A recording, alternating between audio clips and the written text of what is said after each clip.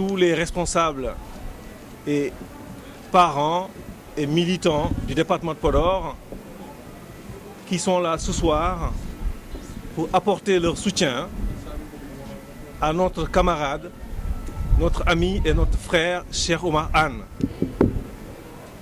Nous pouvons témoigner avec la certitude de ne nous avoir pas trompés que la reconnaissance du caractère éthique, professionnel, lié à son background académique, que Cheikh Oumar Anne est un manager hors pair. Nous avons aussi cherché à donner un argumentaire sérieux, plausible, en dehors de toute considération politique, pour laver complètement de notre fenêtre notre camarade Cheikh Oumar Anne.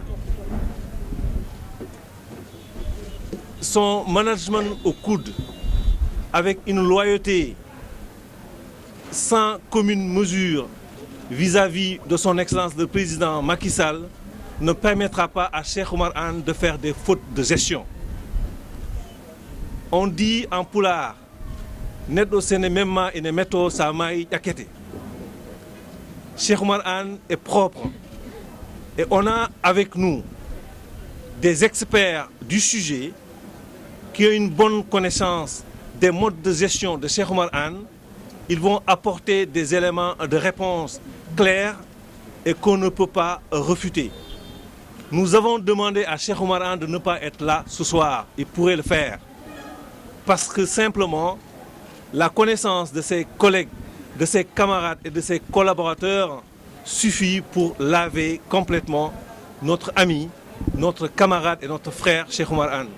Je vais laisser la parole à mes amis qui apporteront des éléments contradictoires, très clairs, pour pouvoir démontrer que Cheikh Oumar Anne, qui a fait un parcours académique exceptionnel, qui a une expérience au niveau du ministère de l'Industrie, qui fut directeur général de l'APROSI, et le président l'a fait confiance, l'a nommé au coude.